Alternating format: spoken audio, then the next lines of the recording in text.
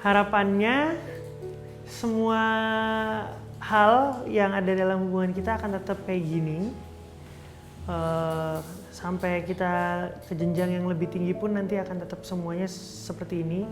Jadi status boleh berubah tapi keseruan harus tetap sama.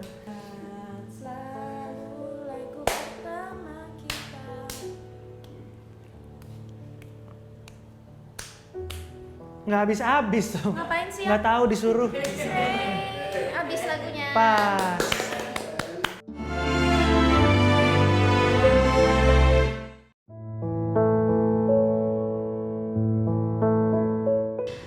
Terus sejak ketemu sama Jojo, papa udah gak pernah ngomong kayak gitu lagi. Sedangkan papaku tuh orang timur, kita lah orangnya keras banget. Dan papaku bisa tiba-tiba lembek seperti itu, bukan lembek ya maksudnya, ya gitu deh. Aku langsung kayak, oh apa emang ini ya orangnya gitu.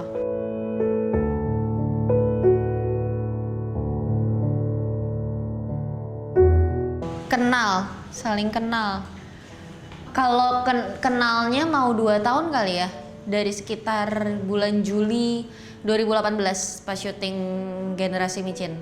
Pertama kali aku kenalan sama dia itu pas di hari reading hari pertama. Itu nggak salah aku diantar mantanku apa diantar mama ya itu ya. Aku lupa deh diantara dua itu parkir terus kenalan. Tapi ya udah biasa aja, kenalan biasa aja karena aku juga nggak, saat itu kan aku nggak pacar gitu dan nggak ada impression gimana juga gitu di awal, cuman sekedar kenalan, oh ya udah gitu doang. Awalnya bisa sampai pacaran itu jadi waktu itu pas lagi syuting kan aku ditemenin juga sama asistenku tuh namanya Itin. Sama Itin juga tuh aku curhat sama Itin awalnya kayak gimana ya, gue kok kayak udah nggak pengen melanjutkan gitu. Aku curhat juga sama anak-anak di lokasi. Ada Jojo, ada Kiki Toko Rizky. Pokoknya anak-anak di lokasi tuh aku ceritain juga. Sean. Aku cerita karena aku tidak ada intensi untuk apa-apa. Jadi aku cerita aja ke semua, nggak yang kayak cuman ke Jojo aja deh gue cerita, nggak ada yang kayak gitu. Terus cerita aja sampai tapi akhirnya akunya sendiri yang mencoba struggle dengan diriku sendiri sampai akhirnya udah putus, udahan. Akhirnya aku curhat ke dia, aku ceritain kenapa putus dan lain bla bla bla.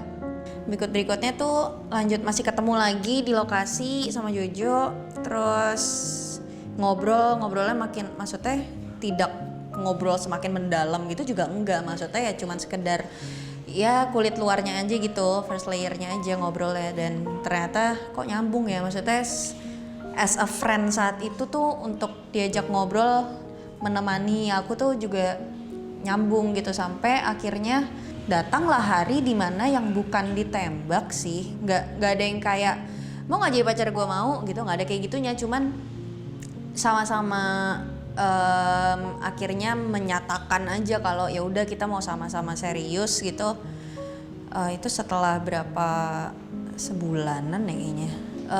Bukan jadian sih, cuman bukan yang kayak official dengan tanda menerima dan ditanya gitu. Kalau yang nggak dilupain tuh pas di IKEA. Aku kan mau ke lokasi syuting. Nah lokasi syutingnya itu di Tangerang, sekitaran Tangerang situ deh. Jadi kita mampir ke IKEA dulu kan. Di IKEA ketemu sama temennya mantanku. Temennya mantanku dan temanku juga sih. Terus ngelihat aku jalan berdua sama dia. Terus kayak iya lo gitu, jadi nggak enak gitu kan. Padahal itu kayak ya belum lama emang waktunya, karena kan masih saat syuting kan. Walaupun saat itu emang aku sama dia bener-bener masih nggak ada apa-apa, toh sama-sama mau ke lokasi syuting juga, cuman kan jadi kayak anjir kok nggak enak kayak gue gitu. Dia ngeliatnya kok gue sama cowok lain berdua, enggak, bukan, ini nggak ada apa-apa gitu, kayak pengen ngomong kayak gitu. Cuman ya itu sih kayaknya yang paling nggak dilupain ya, bukan impression yang baik sih tapi deg-degannya itu loh nggak bisa dilupain.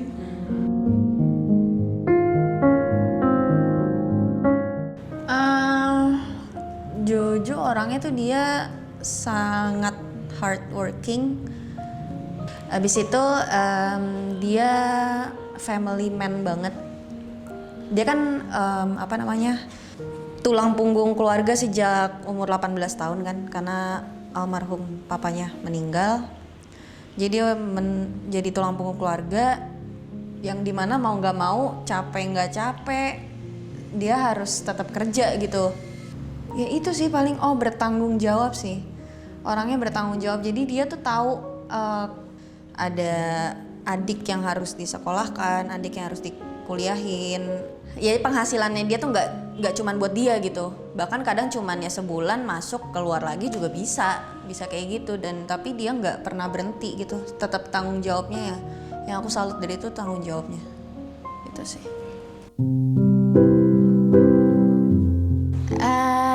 Apa ya? Mungkin hal pertama, aku menemukan hal-hal yang papaku harapin dari seorang sosok laki-laki yang jadi pasanganku, jadi pacarku, itu tuh ada di Jojo gitu. Banyak kesamaan yang kebetulan banget gitu, dan ini banyak banget sih poinnya. Kayak ini kayaknya out of context, cuman salah satu hal yang kayak kok bisa gitu ya gitu. Waktu itu tuh aku kan konser pertama yang aku tontonin tuh FC ya, ternyata almarhum papanya Jojo yang selenggarain. Aku tuh kan ngefans banget kan.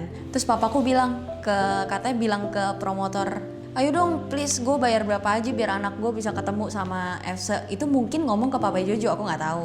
Terus apalagi ya? Dia kalau inget rumah lamanya dia pas masih sama almarhum papanya, dan dia ke rumahku itu dia bilang banyak banget ornamen, bahkan sampai toilet-toilet itu mirip banget sama rumah dia dulu. Banyak banget sebenarnya hal-hal kecil yang menurutku itu sebenarnya sebuah kebetulan yang nggak perlu dimasukin ke list, cuman jadi kayak ya kebetulan gini kan 1 banding 1.000.000 ya, menurutku kayak jarang banget. Jadi itu sih paling yang makin lama makin kayak kok gemes, kok sama gitu, jadi norak sendiri. Jojo tuh ya kalau dia lagi ngantuk, aduh rese banget. Dia tuh, kita kan malah kan suka sambil teleponan, sambil main game. Lagi main-mainan tiba-tiba dia nggak ada suara, tidur. Dia terus bisa yang kayak dia kalau lagi ngomong, baca, tidur. Bisa kayak gitu. Terus di saat yang suka-suka dia gitu, misal aku lagi ngomong serius pun, aku lagi curhat, dia bisa yang kayak sudah hilang secepat itu. Habis itu Jojo itu orangnya, kalau misalnya aku kan orangnya gampang banget lapar kan. Terus kalau kita ke mall nih, nyampe nih udah dapat parkiran nih, setelah bermenit-menit cari parkiran, duduk, dia bisa main HP dulu, buka Twitter dulu, apa dulu gitu. Oke, Jo, yuk lapar. Iya ya. Buka Twitter, buka apa? Bisa kayak gitu orangnya. Oke. Udah lapar banget udah bisa kayak gitu. Tapi dia tetap ntar berapa menit baru yaudah yuk kayak gitu, tapi lama lagi beres-beres lagi. Dia tuh lebih lama daripada cewek. Apa yang orang nggak tahu ya? Jojo sebenarnya orangnya manja. Ke pasangan dia manja. Kayak dia tuh suka kayak digaruk-garuk gitu belakangnya, gini-gini, nggak apa-apa. Kayak kalau lagi jalan tuh dia suka digaruk-garuk, digimanain, dia merasa disayang gitu. Dia merasa disayang dengan dimanjakan seperti itu. Terus dia apa ya? Mulutnya cukup jahat. Maksudnya bukan jahat kayak gimana ya, cuman kritis gitu loh mulutnya. Dia tuh sama kayak aku, kepalanya berisik kalau lagi di tempat umum gitu, misalnya di restoran sih paling sering itu. Kita suka kan nggak sengaja kedengeran meja sebelah gitu ngobrol atau apa gitu kan, kita bisa omongin itu. Masa tadi terus dia bisa ngebahasnya sampai dalam gitu, bisa sampai kayak seakan-akan gue kenal banget dia sama meja sebelah gitu orangnya. Dibahas sama dia terus sampai akhirnya bisa tuh percakapan kita sepanjang makan jadi ngebahas topik yang dibicarakan meja sebelah gitu misalnya. Ke Korea bareng. Pertama kalinya aku keluar negeri bersama pacar, even sama mantanku tuh nggak pernah. Waktu itu kita ke Korea sama aku, Jojo, mamaku, dan adiknya Jojo yang cowok, Jose namanya, terus sama beberapa peserta tour yang lainnya. Tetap di situ juga tuh. Itu kalau aku mau sambungin sama hal yang nyebelin dari dia tuh, waktu di Korea, kan dia udah pernah ke Korea ya. Aku kan belum pernah, itu pertama kalinya aku ke sana. Aku pengen banget ke, aduh apa sih nama tempat main di Korea tuh? Tapi emang agak jauh, jadi kayak misalnya di Jakarta tapi dia di BSD ujung lagi sana gitulah. Terus kita ada satu free time yang di luar itinerary dari tour. Aku kan bilang ke dia dong, please dong aku mau ke sana. Aku bilang kayak gitu kan. Dari awal sebelum berangkat, dari masih Jakarta aku bilang mau ke sana. Enggak loh, diubah sama dia. Dia pergi ke tempat perkepopan gitu. Tempat K-pop, agency apa sih, YG gitu deh. Kayak udah akhirnya sampai sana, akhirnya aku nggak jadi ke tempat main itu. Seharian diisi dengan dunia K-popnya dia. Terus sampai di Jakarta baru dia tetap dengan alasan, ya kan itu jauh, itu kan gini. Itu tuh dia kayak gitu tuh. Kerja kerasnya dia tadi itu, kerja keras dan tanggung jawabnya dia yang menjadi satu itu. Aku tuh masih bisa nolak kerjaan, bisa gitu disesuaikan sama mood, masih mudian banget. Sedangkan dia tuh enggak. Dia tuh kalau bisa sehari bolak-balik Jakarta Bandung juga dia ayo gitu. Se-hardworking itu orangnya.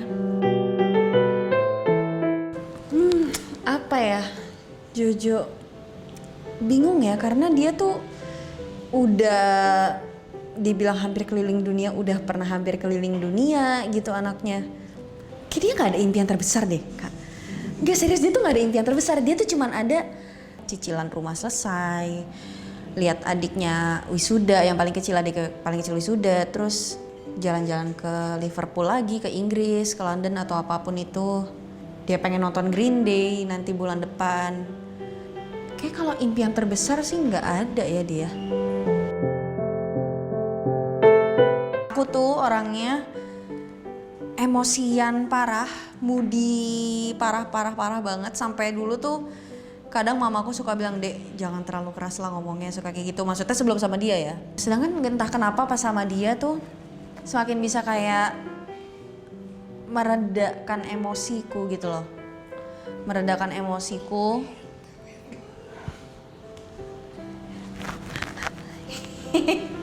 Semakin bisa meredakan emosiku, mengontrol emosi, juga lebih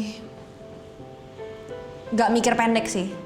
Aku lebih gak mikir pendek karena aku tuh orangnya cukup yang kayak cepet ambil keputusan gitu, baik maupun buruk. Sedangkan dia tuh orangnya yang bikin aku coba tunggu dulu.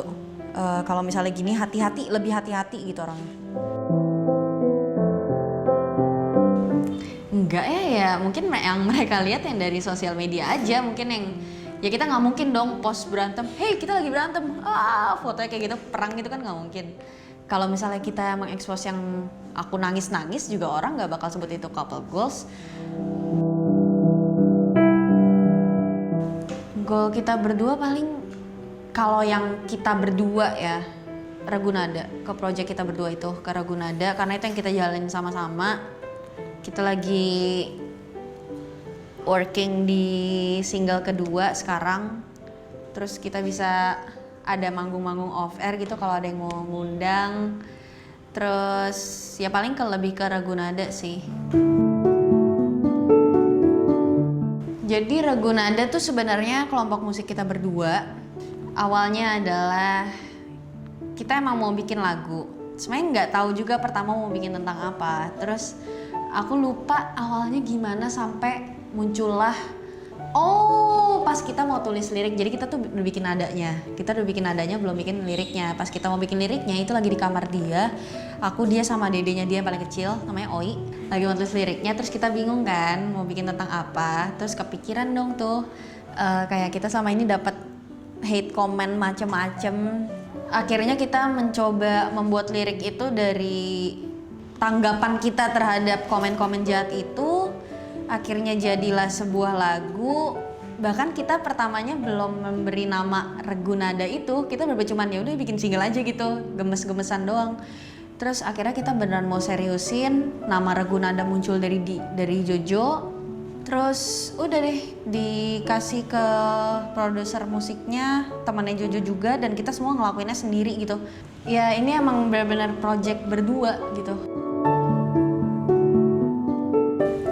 Justru menurutku kendalanya jadi lebih berkurang ya, karena komunikasi akan lebih mudah, kemungkinan slack akan lebih kecil, kayak merasa apa ya, bisa semakin lebih mengenal lagi Jojo tuh kayak gimana gitu kan. Soalnya kalau misalnya nggak ada sebuah hal yang kita kerjain bareng-bareng, project serius yang kita kerjain bareng-bareng kan, kita nggak akan ngerasain ups and downs yang sedrastis itu kan. Misalnya kayak, yang gimana nih ternyata gini.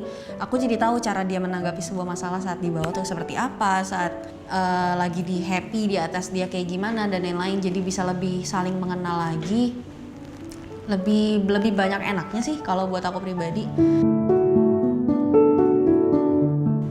Mungkin itu tadi ya, ini sebenarnya nggak bisa aku jelasin. Mungkin karena aku yang ngalamin, jadi aku merasa aku yang mengerti kondisi ini gitu. Pas sama Jojo, aku merasa kayak kok semuanya dimudahkan ya, semuanya kok dilancarkan gitu. Kayak dari awal aku kenalin Jojo ke papa mamaku, padahal papa mamaku tuh, papaku sempat ngomong, "Dek, papa nggak mau ya kalau Dede pacaran sama orang dari entertain." Papaku sempat ngomong kayak gitu. Aku sempat kayak, "Ma gimana ya?" Aku ngomongnya kan ke mama kan, curhatnya ke mama. Terus mama bilang kayak, "Ya nggak apa-apa, coba aja, yakinin papa lah gitu dan lain-lain." Ternyata pertama kali ketemu kok papaku baik banget sama Jojo. Mereka sampai ngobrol di rumah tuh sampai jam 12 malam. Terus sejak ketemu sama Jojo, papa udah nggak pernah ngomong kayak gitu lagi. Sedangkan papaku tuh orang timur, beneran orang timur yang kita bilang orangnya keras banget dan saklek banget. Pokoknya A, B, B, lo harus dengerin gue gitu. Dan papaku bisa tiba-tiba lembek seperti itu, bukan lembek ya, maksudnya ya gitu deh.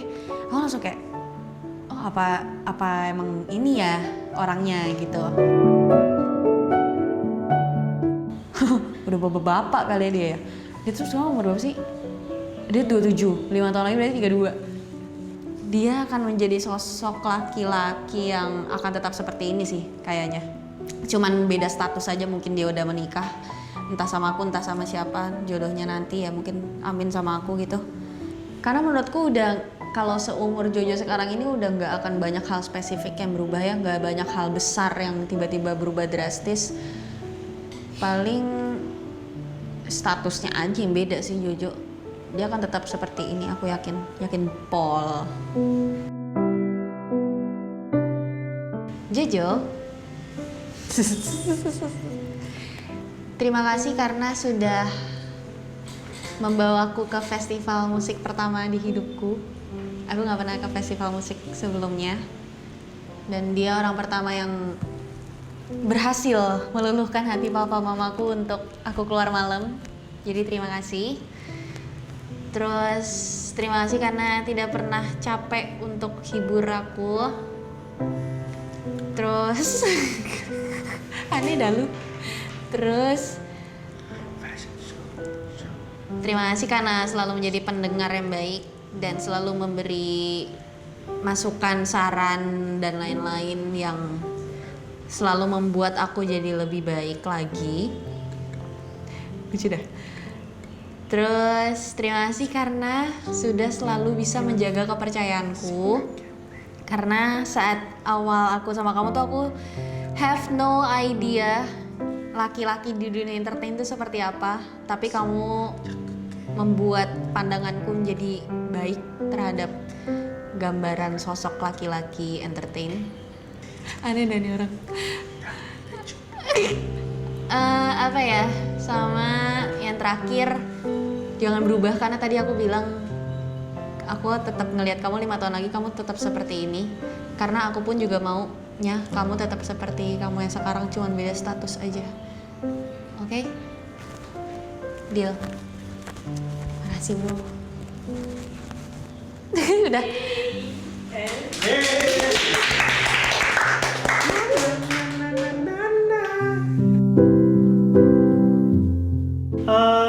Banyak hal yang ternyata kalau ditanyain tuh nggak pernah kepikiran sebelumnya jawabannya itu. Itu kalau aku jawab ya. Aduh, tapi kayaknya waktu aku jawab nggak selama kamu lama banget. Aku sampai tadi sempat tidur dulu, lama banget tapi kamu. Tapi terima kasih Famous ID, lagunya enak. Waduh. Terima kasih ya Famous People sudah nonton Tell Secret-nya episode kami. Ya, episode aku dengan Joshua Suherman. Jangan lupa di subscribe. Ini kalau kalian belum subscribe channelnya Famous ID, di subscribe. Ya. Channel saya pribadi Joshua Suherman di subscribe. Oh, subscribe Ragunada. Nah, subscribe Ragunada. Ragunada official. Emang gak kasihan apa subscribernya baru 1000 berapa ya? Iya. Sudah rilis lagunya. Sudah rilis Ragunada single Langsung. pertama berjudul Lagu pertama. Kalian bisa langsung nonton aja. Kalau mau lihat video liriknya ada di YouTube-nya. Ya, Ragunada official. Ragunada official. Tapi kalau mau Dengar lagunya. dengar lagu di platform digital ada di Spotify. Joox, Apple Music, iTunes. YouTube Music. Ya pokoknya dengerin aja. Jadi itu pemanasan untuk ntar lagu single kedua. Bahagia kita karena cinta, bukan karena tutur mereka yang tak lebih penting dari restu mama. Ku berjanji selalu di sampingmu hingga keriput kulit wajahmu. Skincare mahalmu tak terlalu memengaruhi cintaku. Berjanji selalu setia bersama